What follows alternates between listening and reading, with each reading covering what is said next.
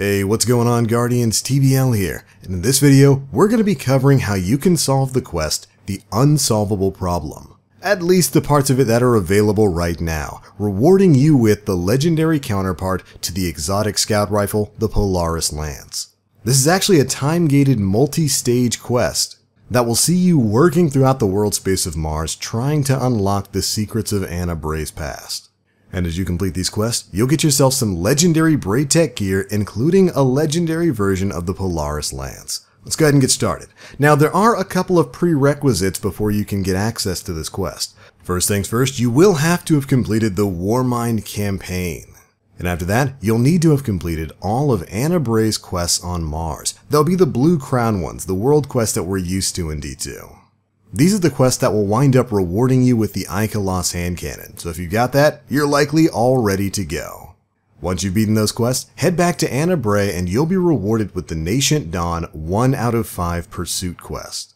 This is the first part of a 5-part quest that will have you running around Mars completing certain objectives and getting rewards for them. Your first objective is pretty simple. You'll need to beat 3 patrol missions and 1 lost sector on Mars. This should take you no time whatsoever. And when you're finished, you should have collected at least 4 resonant stems. These stems in a stack of 4 can be combined to create one override frequency item, which is utilized to open up the sleeper cell nodes that are located all across Mars.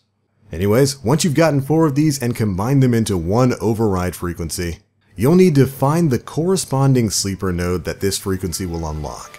There are 40 of these scattered across Mars. But each override frequency that you create will have a specific name tied to it, giving you a hint at where to find this specific cell.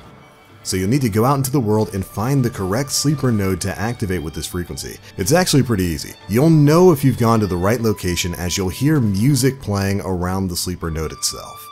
And of course, I'll leave a link to the location of all 40 of the nodes and their corresponding names down in the description box below for easy searching. But anyways, once you've found the right node, interact with it, and you'll receive a bunch of rewards and complete the first part of this quest.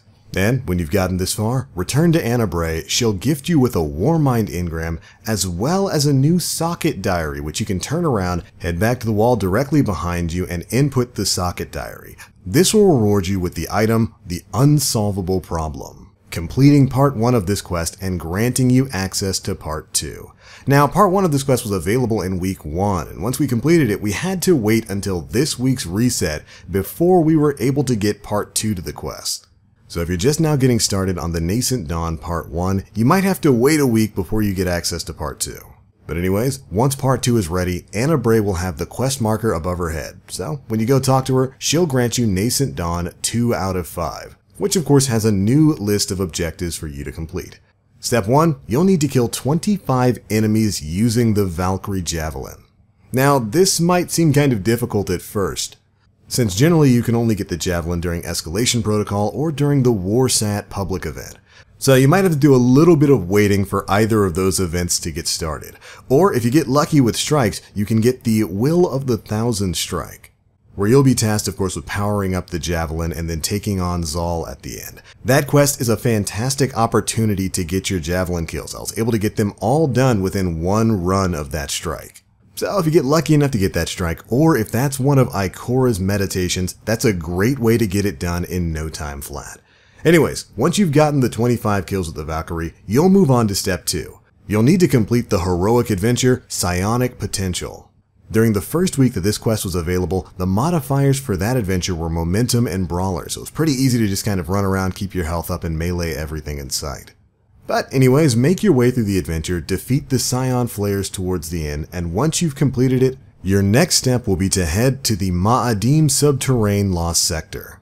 Once you're in there, you'll need to unlock a sleeper node that's in the room right before the boss and the treasure cache.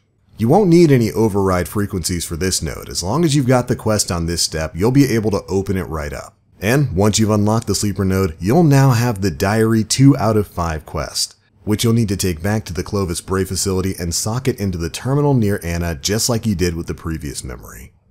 After you've done this, simply head back to Ana Bray and she will reward you with this, the Braytech RWP MK.II Scout Rifle. And that's pretty much it. That's as far as we've gotten thus far in the quest for the elusive Polaris Lance.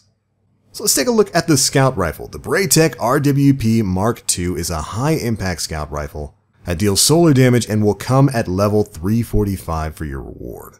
It comes with a high-impact frame, so it's slow firing with high damage. This weapon is more accurate when stationary and when aiming down sights.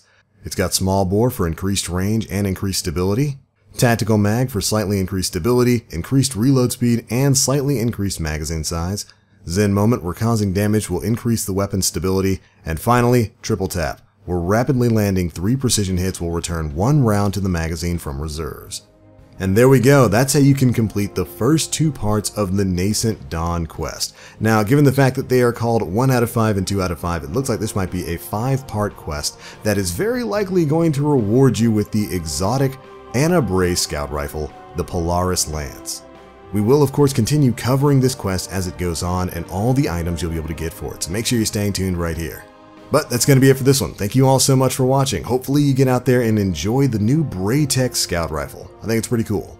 But I'm out for now. Thanks so much for watching. And as always, I am the Black Link. You Guardians, stay frosty.